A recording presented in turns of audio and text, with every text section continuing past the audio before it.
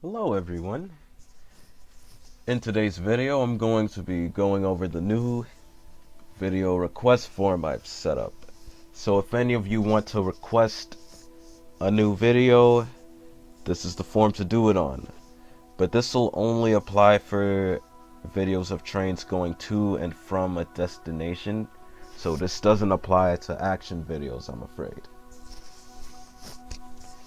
Without further ado, with the first question it asked when you bring it up, it'll ask you which transportation system do you want. So you can choose between the New York City subway and the outside world. If you know how the stations work in the outside world, that's an option. But let's go with New York City subway. Click next. And now for routing. Now you want to choose which route you want to see driven. We have each route here. I even have the P train if you chose the outside world. I have a couple others that you don't normally see, like the H, the K. The H is specifically for the New York City subway, like in the 70s, 80s, and then the K train is both for the outside world and for the New York City subway in the 80s. But in this case, and also, if you want a discontinued line from the past, like a double-lettered line, for example, such as the such as the QJ, then you put that in the other tab, since there isn't a slot there. It wants me to pick one, so I'll pick the Q. I'll pick the Q train as an example. And now for time period. You get to choose which time period you want the video to take place in. Anywhere from before the 1950s up to modern day. And anywhere in between, really. Let's pick the 1990s for reference. And now it's asking which rolling stock I want to choose. So basically, you pick from this list which rolling stock train cars you want seeing driven. I have everything from low V to R160 Siemens, but thinking about it realistically, I chose the Q train from the 1990s. So I would most likely pick the R40, just to be real. I click next. And here's a subway map. Well, actually, going back to the last page, it's up to you if you want to be historically accurate or not. You could have an R44 on the Q line if you want to. I don't want you to feel limited in your decisions. You can pick anything you want, but I'm just going to be realistic this one time to show you.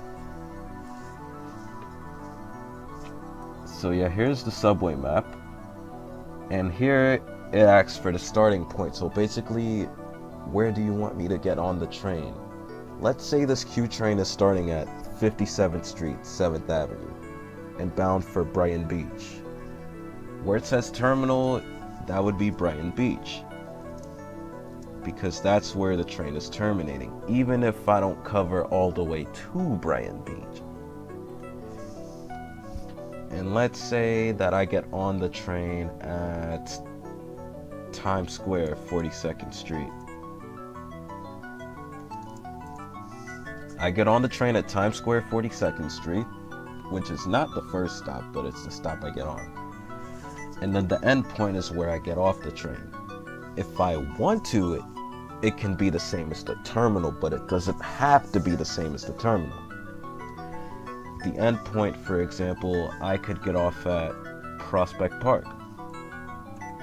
I can get off the train at Prospect Park and then watch it leave as it heads for Brighton Beach. Well, as I'm recording this, the Brighton line hasn't been completed past Prospect Park, but in the future it will. So this is just an example, and this applies for every subway line. So I'm just gonna put this in just to show you guys how it works. And then down here is the special conditions and requests tab. So if you want any specific instruction on how you want the train run, you type it in here. Like if you want the train to run via Broadway Local, or if you want it to be Brighton Express, or if you want it via the D line, via the W line, via the 3 line, I don't know, you decide. Well, as long as it's realistic and it can be done, basically. Well, let me rephrase that. As long as it's not impossible. It can be unrealistic, like having a R44 on the J train, but as long as it's not impossible, like sending a 2 train from Wakefield 241st Street to Jamaica Center, that's impossible. See, there's a difference between impossible and unrealistic. You can be unrealistic, since that's the point of a request. You're doing something realistic or unrealistic to see different scenarios. Having an R46 run on the D line, that's rare, but you can definitely request that if you like. And this is optional, so you're not mandated to do it. And if you don't do it, then I can decide that for you. You don't have to fill it in, but if you want to, you definitely can. And lastly, this is just for video purposes, just to let me know what you would like to be referred as. If you want to see your name on the video when it's uploaded, requested by so-and-so, that's optional.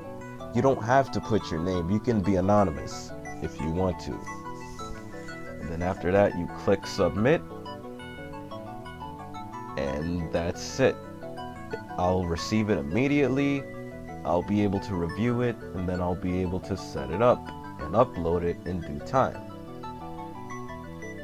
So yeah, you can repeat this form as many times as you like, but for each time you fill out the form, it'll be for 1 video.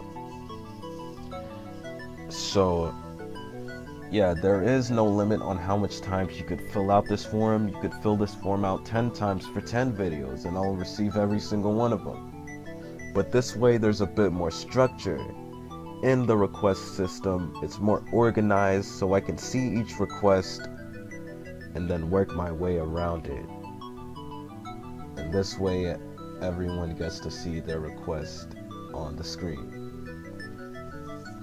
Alright, that is all for today. I wanted to inform you guys about that. Thank you for watching, and tune in for more.